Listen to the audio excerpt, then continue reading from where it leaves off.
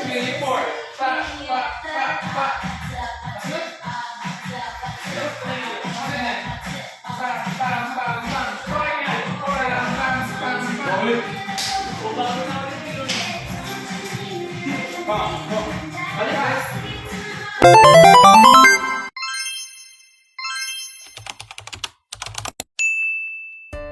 Merry Christmas mga kaamats! Ako po ito si Eds at welcome sa panibagong 8 Storya!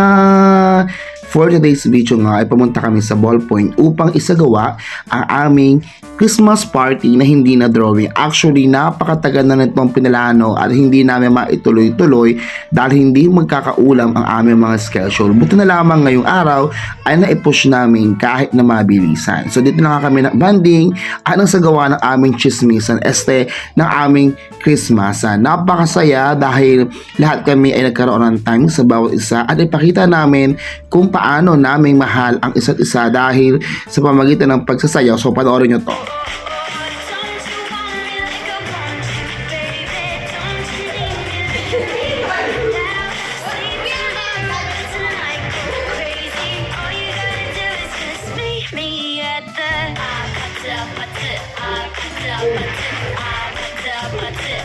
Pagkatapos ng isang malakasang production number, ay dumako na kami sa kasunod na bahagi ng aming programa, which is ang pagbibigay ng mga regalo or tinatawag natin na exchange gift.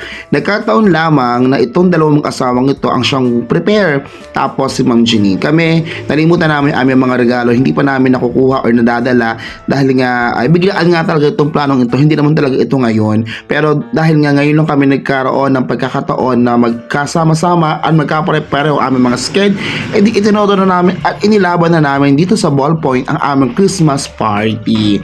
Actually nga pala, yung aming team ay gegeng. First time ko marinig yung salit ng gegeng pero walang sumunod sa aming outfit. Charot. Meron naman ilan pero nagbihis na din kasi nga ay alam mo naman tayo mga Pilipino.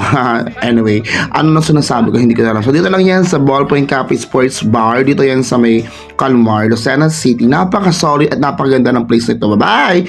Don't forget to like, share, and subscribe. Mwah!